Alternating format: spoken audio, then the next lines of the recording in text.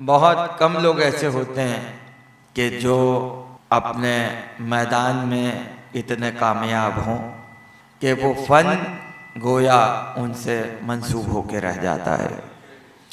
अल्लामा मुफ्ती सैयद नसीरुल इज्तिहादी साहब क़िबला आलल्लाहु मक़ामा वो बिलाशुबा अपने अहद के एक साहिब तर्ज ख़तीब थे और उन्होंने खिताबत की तारीख़ में जो तरीक़ा मुतारिफ़ कराया वो इतना मुनफरिद था कि हर मकतब फ़िक्र के लोगों ने उनको पसंद किया। और इसमें जहाँ पीटीवी से शाम ग़रीबा नशर होती थी तो जितनी तादाद में अज़ादारान इमाम हुसैन उनकी मजलिस सुनते थे उतनी ही तादाद में अहले सुन्नत ने भी उनकी मजलिसों को बहुत शौक़ से समाअत फरमाया। यानी वो तासुब के जहाँ कान गवारा न करें ज़िक्र हुसैन को सुनना, तो उन्होंने अपनी कोशिशों से मिंबर से एक ऐसा रास्ता निकाला कि जहाँ गैरों के कानों में भी हुसैन का तज़किरा पहुँचता रहे। तो ऐसे लोग शख्स नहीं होते, शख्सियत होते हैं। इसलिए कि लोग मर जाते हैं मगर शख्सियतें नहीं मरती हैं। और जो शख्सियत हुसैन से जुड़ जाए, जिसका जिक्र हुसैन के साथ हो, तो फिर समझ लीजिए कि जब तक निस्बतें रहती हैं तब तक तारुफ रहता है। इसलिए जब तक हुसैन रहेंगे नसीरुल इज्तिहादी का तज़किरा रहेगा।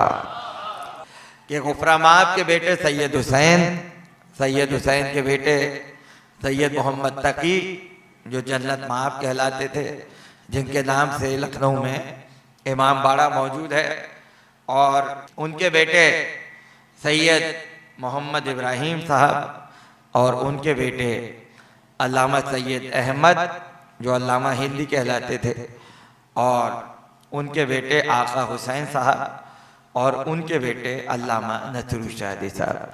यानी 5 पुश्तों में सिलसिला गुफरा माब तक जाकर मिल जाता है।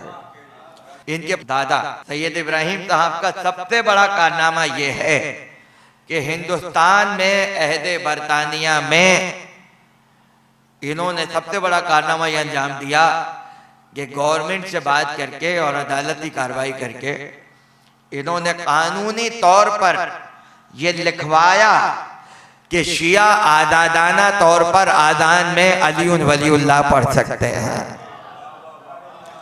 यानी अली की विलायत को कानूनी तौर पर रजिस्टर करवाया कि जब भी किसी इमाम बाड़े से आज़ान में अली वलीउल्लाह की आवाज़ आए तो कोई रोक नहीं सकता, ये कानूनन जायज़ है। ये कितनी बड़ी खिदमत है, ये कितनी बड़ी खिदमत है ये सैयद इब्राहिम साहब क़िबला ने। और इतनी खिदमत अंजाम दी कि हुकूमत की तरफ से शम्सुल उलमा का खिताब मिला। गिनती के हैं शम्सुल उलमा तारीख में, उसमें सैयद इब्राहिम साहब का नाम आता है। मौलाना आगा मेहदी लखनवी साहब के फर्जंद सैयद अहमद साहब तशरीफ़ रखते हैं, और ज़ाहिर के मौलाना आगा मेहदी साहब बहुत बड़े मुजाहिद जिन्हें लिसानुल मिल्लत कहा जाता था। ज़ुब्दतुल उलमा लिसानुल मिल्लत, जो सही मानों में एक मर्द मुजाहिद थे जिन्होंने 300 से ज़्यादा किताबें लिख के शिया मज़हब को दी। उनके कुतुबखाने में सैयद इब्राहिम साहब का जो शम्सुल उलमा का तमगा महफूज था वो आज मेरे यहाँ मौजूद है। उसके साथ साथ सैयद इब्राहिम साहब जो इनके भी परदादा होते हैं, उनकी लिखी हुई तफसीर और मुख्तलिफ खुतूत और इजाज़े जो उलमा ने उनको दिए थे उस पर काम हो रहा है, और वो भी हमारे कुतुबखाने में मौजूद हैं। देखिए सालों गुजर गए, कम से कम 250 साल तो गुफरा माब को हो गए, और कम से कम 100 साल उन उलमा को हो गए कि जो आखिरी उलमा थे ख़ानदान इज्तिहाद के। 100 बरस के बाद भी ईरान में आज उनकी किताबों को दोबारा मुरतब किया जा रहा है और शाया किया जा रहा है। 100 साल तक कौन किसी को याद रखता है, मगर जो अपने आप को हुसैन की तहलील पर फना कर दे, दुनिया उसे कभी फरामोश नहीं करती और उनकी खिदमतें हमेशा याद रहती हैं। और अल्लामा नसरुल शाहदी साहब किबला के दादा अल्लामा हिंदी बहुत सी खुसूसियात के हामिल हैं, और मैंने कई मरतबा उनका तज़किरा किया, आज फिर कर रहा हूँ कि इतनी खिदमात हैं कि जब इराक़ के बहुत बड़े आलिम आखूनत काज़िम खुरासानी, बहुत बड़े आलिम थे, उनकी खिदमत में हाजिर हुए तो उन्होंने कहा कि आज से मैं आपको लक़ब दे रहा हूँ अल्लामा हिंदी का। इतने बड़े हिंदुस्तान में कितने उलमा गुजरे मगर उन्हें अल्लामा हिंदी कहा गया। और मुश्किल तरीन मौज़ूआत, चाहे वो फलसफा हो, मंतिक हो, इल्म हैयत हो या एस्ट्रोनॉमी हो, उस पर उन्होंने अरबी ज़बान में बड़ी मुश्किल किताबें लिखी। शक्कुल कमर पर एक पूरा रिसाला लिखा और साबित किया कि उसूलन चांद के अपनी जगह से हिलने पर पूरा निज़ाम शम्सी तबाह बर्बाद हो जाता है, लेकिन ये रिसालत का मौजज़ा था कि चांद टूट के जुड़ गया मगर निज़ाम शम्सी अपनी जगह सलामत है। इस मौजू पर बाकायदा रिसाला लिखा और वो मेरी लाइब्रेरी में मौजूद है। तो कैसे कैसे उलमा थे कि जो खिदमत करके गए। तो उनकी एक अजीब खिदमत ये है कि जब नजफ अशरफ गए ज़ियारत के लिए और उलमा से मुलाकात की, तो नजफ में पानी उस ज़माने में नहीं था, नजफ में पानी नहीं था। कूफे में नहर फुरात बहती थी और वहाँ से पानी आता था, और वहीं कूफे और करबला के दरमियान नहर आतिफी बनाई गई थी कि जो आतिफुद्दौला लखनऊ के बादशाह जो थे अवध के, उन्होंने उलमा के साथ मिलकर सैयद हुसैन के साथ और उलमाए नजफ अशरफ के साथ शेख मोहम्मद हसन साहिब जवाहिरुल कलाम के साथ खतो किताबत करके, जो उस जमाने में लाखों रुपए खर्च हुए थे उस नहर पर, वो नहर वहां से पूरा कूफा सैराब होता था। नजफ अशरफ में जब कहत पढ़ा तो अल्लामा हिंदी का कारनामा है कि रोजाना अपने जाती खर्चे पर नजफ से कूफे से पानी मंगवाते थे नजफ में, और जायरों में फ्री तकसीम कर दिया करते थे। ये बहुत बड़ी खिदमत थी उस जमाने में, ये काम करना एक बहुत बड़ा कारनामा था। और फिर जब वहाँ से पलटे तो जो इल्मी खानवादा था और उस जमाने में जो तहजीबी रिवायात थी उसके अमीन हुए, और वो सिलसिला चलता हुआ अल्लामा नसरुल शाहदी तक पहुंचा कि जो मुफ्ती भी हैं, ज़ाकिर शाम गरीबा भी हैं। और उनका सबसे बड़ा कारनामा यह है कि जहाँ खिताबत में उन्होंने अपना एक अंदाज बनवाया कि जिसको दुनिया आज भी याद करती है कि ऐसी मुकफ़्फ़ा गुफ्तगू कि आज तक किसी ने सुनी ही नहीं, कि साफ आसमान में हैं तो तारे हैं, कुरान में हैं तो पारे हैं, अहले बैत के हैं तो हमारे हैं। हुस्न तर्जुमा भी उन पर खत्म था कि किसी मजलिस में उन्होंने कहा कि वमा यंतकु अनिल हवा इन हुआ इल्ला वह्युन यूहा, ये कुछ कहता ही नहीं है मगर वो कि जो वही इलाही होती है। तो तर्जुमा क्या किया, ये वही कहता है जो वही कहती है, ये वही कहता है जो वही कहती है। तो इस तरह के लोग अब हमें दोबारा नहीं मिलेंगे, ये फन उन पर खत्म हो गया। जहाँ उन्होंने तकरीर की, बड़ी खिदमत की तकरीर के जरिए, वहाँ उन्होंने तहरीरी तौर पर भी बहुत से कमालात किए। ये जिसमें सबसे बड़ा कारनामा नहजुल फसाहत है। जिस तरह नहजुल बलागा में अली के खुतबे, खुतूत और अक़वाल थे, उन्होंने पैगंबर के खुतबों को जमा किया और 7 हिस्सों में पूरी किताब तकसीम हुई। एक हिस्से में खुतबे, दूसरे हिस्से में खुतूत, तीसरे हिस्से में अक़वाल, चौथे हिस्से में पैगंबर के फैसले और एक हिस्से में पैगंबर की दुआएं।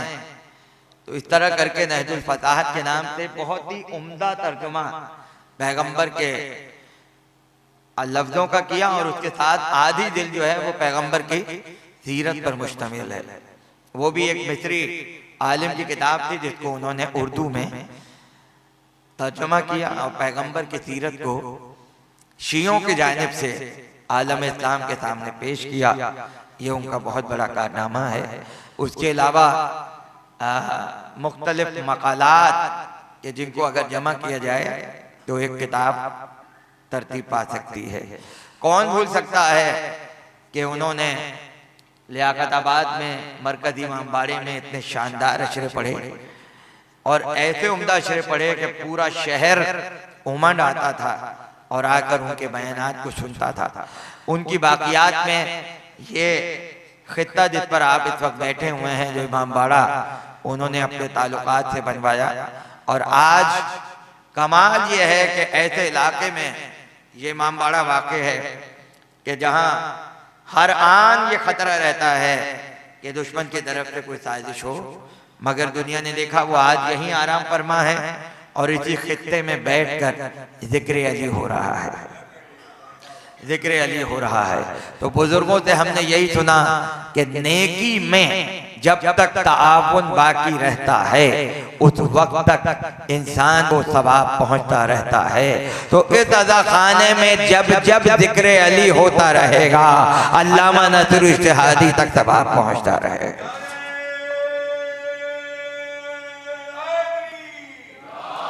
पाकिस्तान बनने के बाद खानदान इज्तिहाद को ये शरफ हासिल रहा कि उन्होंने इमामबाड़े बनवाए,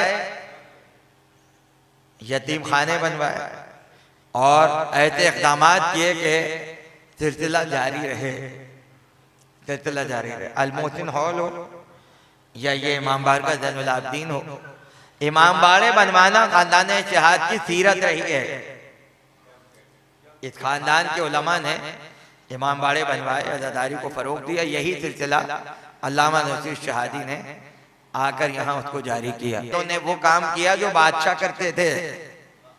आप कहेंगे क्यों? बादशाहों ने इमामबाड़े बनवाए, उसकी वजह है। उसकी वजह क्या है वो आपके अलावा कोई नहीं समझ सकता। वजह उसकी यह है कि बादशाह जानते थे कि हुकूमतें चंद दिन की होती हैं, तख्तो-ताज चंद दिनों का होता है। जमाना बदल जाए सिक्का बदल जाता है और जब सिक्का बदल जाए तो हुकूमत की कोई हैसियत नहीं रहती। इसलिए हुसैन का इमामबाड़ा बनवाया। उन्हें पता था हम रहें या न रहें हुसैन रहेंगे, अदादारी रहेगी, तो अदाखाना बनवाओ ताकि जब तक मजलिस हो हमारा जिक्र बाकी रहे। और चूंकि वो जाकिर शाम गरीबा थे तो ये उनका आबाई हक था, आबाई हक था, खानदानी हक था। क्यों? इसलिए कि शाम गरीबा उन्हीं के बाप दादा से शुरू हुई। आपको मालूम है 1926 से पहले मजलिस शाम गरीबा नहीं थी। शाम गरीबा की इस्तिलाह मौजूद थी। ये गरीब की शाम जो है वो बड़ी अजीब होती है। ईरान में कदीम अरसे से शाम गरीबा गजलों में, शायरी में बोला जाता था। किताब तक का नाम शाम गरीबा है। मगर मीरानीस के जमाने में शाम गरीबा की मजलिस नहीं होती थी। लेकिन ये लफ्ज इतना आफाकी हो गया कि जब 1926 में आशूर के दिन गुफरामाब के इमामबाड़े में कुछ मोमिनीन बैठे हुए थे और फाका शिकनी हो रही थी, तो उन्होंने आपस में बैठ के कहा कि आज क़यामत का दिन है, क्यों ना कुछ मसाइब बयान हो जाए, जिक्र इमाम हुसैन हो जाए और वो हाल बयान किया जाए कि इमाम हुसैन की शहादत के बाद करबला में क्या हुआ।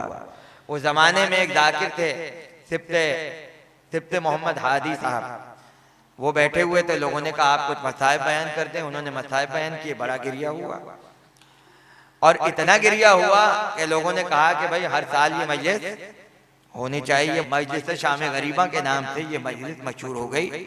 और उस खानदान इज्तिहाद के एक बहुत बड़े शायर थे राज इज्तिहादी, दार इज्तिहादी, उन्होंने इसका नाम मजलिस शाम गरीबा रखा। पूरे हिंदुस्तान में मजलिस शाम गरीबा मुनक्किद होने लगी।